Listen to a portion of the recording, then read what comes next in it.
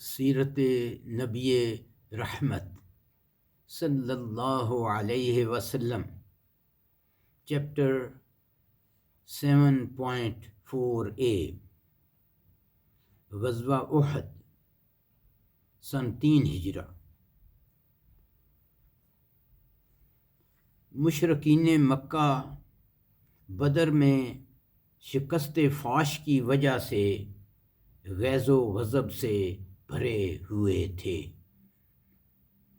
ان کے سرداروں نے فیصلہ کیا کہ مسلمانوں سے ایک بڑی جنگ لڑی جائے۔ اس کی تیاری کے لیے انہوں نے ابو سفیان والے قافلے کا سارا مال وقف کر دیا، جس کی مقدار 1000 اونٹ اور 50,000 دینار تھی۔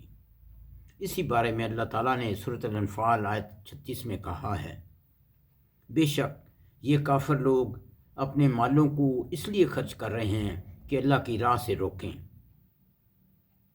تو یہ خرچ تو کریں گے، پھر وہ مال ان کے حق میں باعث حسرت ہو جائے گا، پھر وہ مغلوب ہو جائیں گے اور کافر جہنم کی طرف جمع کیے جائیں گے۔ اس کے علاوہ ان کے بعض شاعر قبائل کو مسلمانوں کے خلاف بھڑکانے لگے۔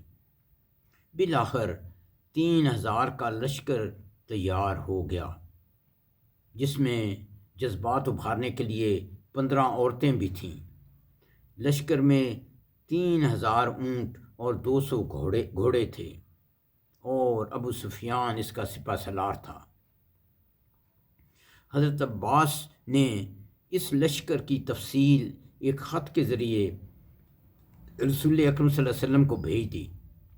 جب یہ مکی لشکر ابوا کے مقام پر پہنچا تو ابو سفیان کی بیوی ہند بن عتبہ نے یہ رائے دی کہ رسول اکرم صلی اللہ علیہ وسلم کی والدہ صاحبہ کی قبر اکھیڑ دی جائے، لیکن لشکر کے سرداروں نے یہ تجویز منظور نہ کی، کیونکہ اس کے سنگین نتائج نکل سکتے ہیں۔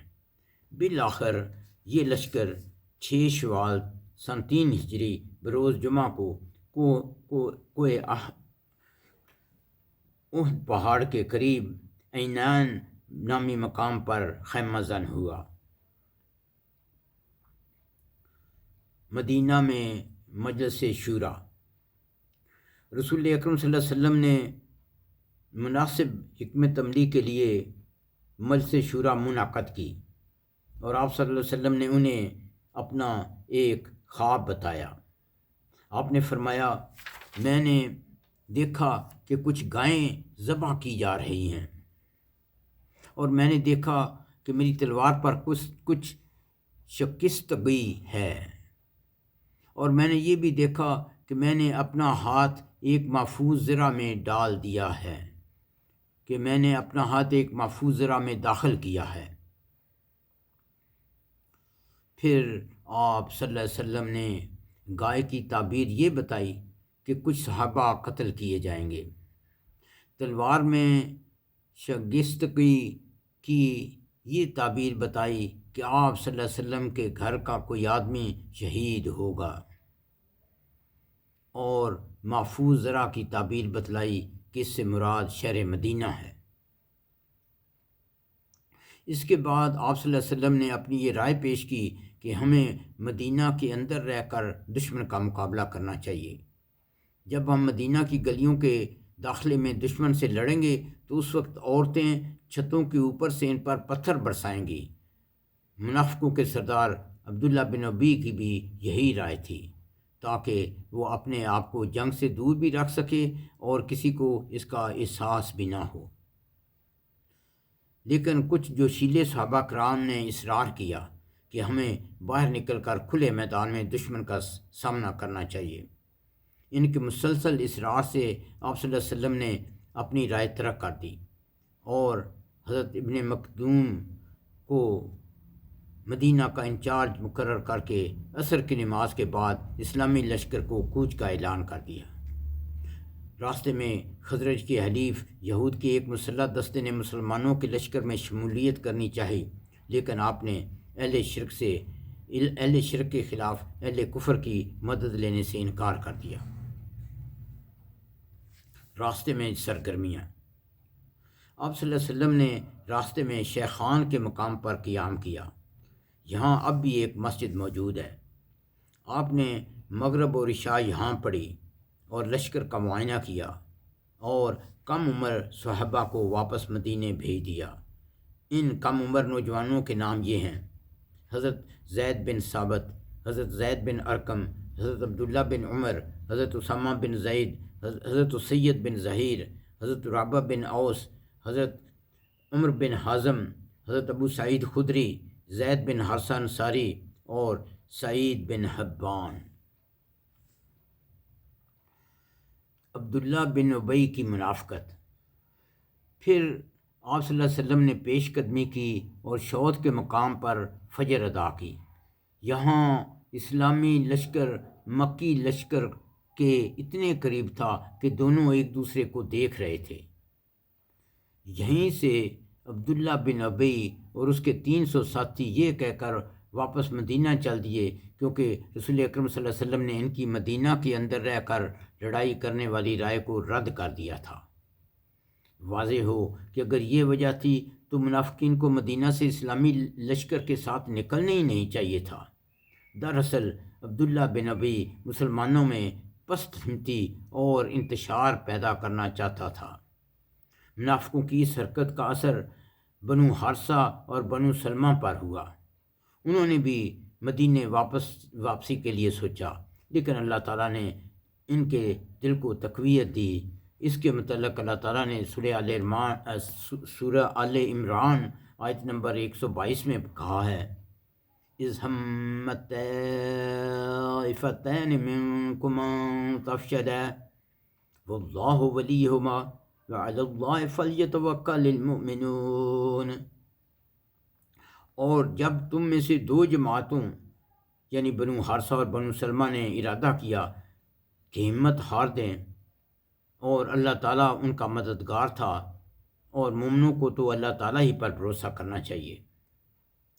واضح ہو کہ بعد میں بنو حارثہ اور بنو سلمہ فخر سے کہا کرتے تھے کہ اللہ تعالیٰ خاص طور پر ہمارا مددگار اور سرپرست ہے۔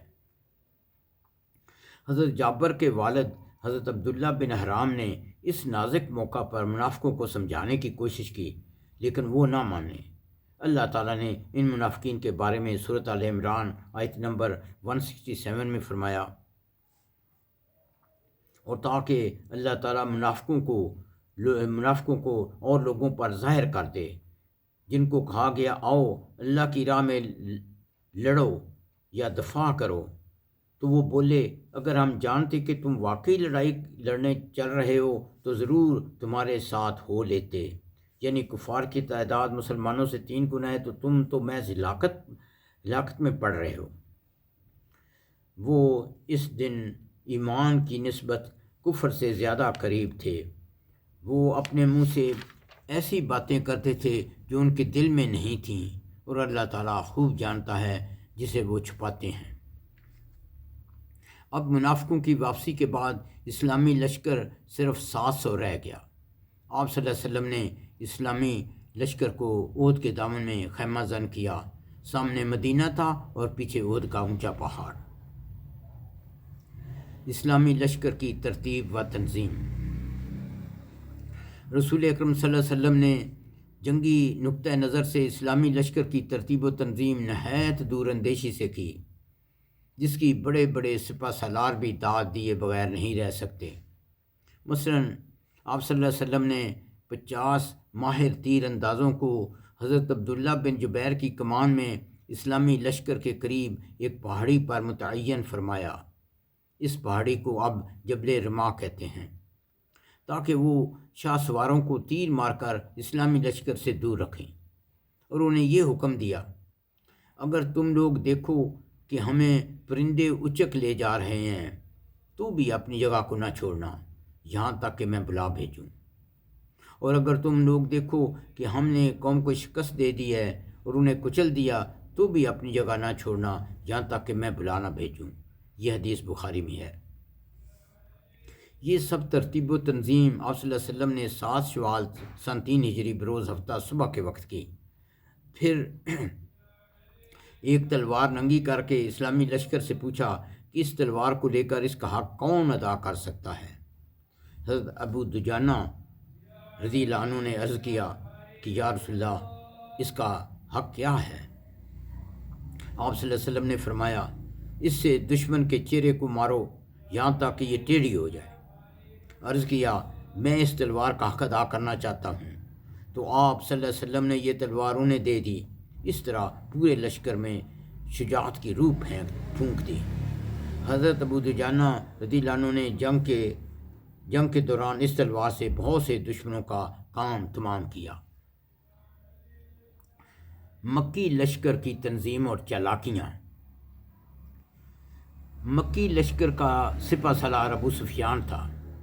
خالد بن ولید، اکرمہ بن ابو جہل، صفوان بن امیہ اور عبداللہ بن ربیعہ اس کے کمانڈر تھے۔ ان کا جھنڈا عبدالدار کی فیملی کے ہاتھ میں تھا۔ ابو سفیان نے اسلامی لشکر میں پھوٹ ڈالنے کے لیے انصار کو یہ پیغام بھیجا کہ تم ہمارے اور ہمارے چچیرے بھائی یعنی حضرت محمد صلی اللہ علیہ وسلم کے درمیان سے ہٹ جاؤ تو ہم تمہیں تکلیف نہ دیں گے۔ انصار نے بہت کڑوا جواب بھیجا۔ ادھر قریشی عورتیں دف بجا کر اور گیت گا کر اپنے لشکر کے جذبات ابھارنے لگیں۔ مثلا یہ گیت گاتیں، اگر پیش قدمی کرو گے تو ہم گلے لگائیں گی اور قالینیں بچھائیں گی، اور اگر پیچھے ہٹو گے تو روٹھ جائیں گی اور لگ ہو جائیں گی۔ جنگ کا آغاز۔ سب سے پہلے مشرکین کا علم بردار طلحہ بن ابی طلحہ سامنے آیا تو حضرت زبیر رضی اللہ عنہ نے اسے تلوار سے ذبح کر دیا۔ اس کے بعد بنو عبدالدار کے 10 افراد نے باری باری پرچم اٹھایا لیکن سب قتل ہوئے۔ بالآخر ایک حبشی غلام ثواب نے پرچم اٹھایا لیکن وہ بھی مار ڈالا گیا، اور اس کے بعد کوئی جھنڈا اٹھانے والا باقی نہ بچا اور جھنڈا گرا ہی رہا۔ سب مجاہدین نے ایمان کی روح سے سرشار ہو کر اپنے سے 4 گنا دشمن کو بہت نقصان پہنچایا، اور دشمن کے پاؤں اکھڑ گئے اور ان کے حوصلے ٹوٹ گئے اور انہوں نے بھاگنا شروع کر دیا۔ حضرت برا بن عازب کی روایت ہے، حضرت برا بن عازب رضی اللہ عنہ کی روایت ہے کہ مشرکین نے شکست کھا کر بھاگنا شروع کر دیا، یہاں تک کہ میں نے عورتوں کو اپنی پنڈلیوں سے کپڑے اٹھائے پہاڑ پر تیزی سے بھاگتے دیکھا، ان کے پازیب دکھائی دے رہے تھے۔ یہ حدیث بخاری میں ہے۔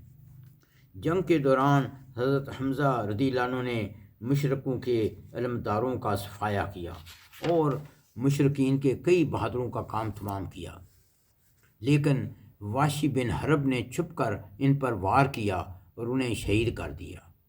اس کی تفصیل واشی کی زبانی سنیے۔ واشی نے بیان کیا کہ میں جبیر بن مطعم کا غلام تھا اور ان کا چچا جنگ بدر میں مارا گیا۔ جبیر بن مطعم نے مجھے کہا کہ اگر تم حضرت محمد صلی اللہ علیہ وسلم کے چچا حضرت حمزہ رضی اللہ عنہ کو میرے چچا کے بدلے قتل کر دو تو میں تمہیں آزاد کر دوں گا۔ میں احد کی جنگ میں ایک پتھر کے پیچھے چھپ کر حضرت حمزہ کا انتظار کر رہا تھا۔ جب وہ میرے قریب آئے تو میں نے اپنا نیزہ ان کی ناف میں مارا جو دونوں پاؤں کے بیچ سے پار ہو گیا۔ اس سے وہ وفات پا گئے اور میں نے اپنا نیزہ نکالا اور لشکر میں واپس آ کر بیٹھ گیا۔ پھر جب میں مکہ آیا تو مجھے آزادی مل گئی۔ یہ حدیث بخاری میں ہے۔ واضح ہو کہ واشی نے جنگ طائف کے بعد اسلام قبول کیا اور نیزے سے جنگ یمامہ میں مسلمہ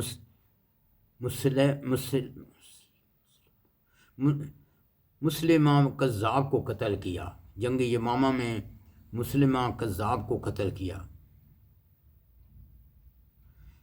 جنگ یمامہ میں مسلمہ کذاب کو قتل کیا، اور واشی نے رومیوں کے خلاف جنگ یرموک میں بھی شرکت کی۔ یہ مضمون کی پہلی قسط ہے، یہ اگلی قسط میں یہ مضمون اگلی قسط میں جاری رہے گا۔ ربنا تقبل منا انک انت السمیع العلیم وتب علینا انک انت التواب الرحیم۔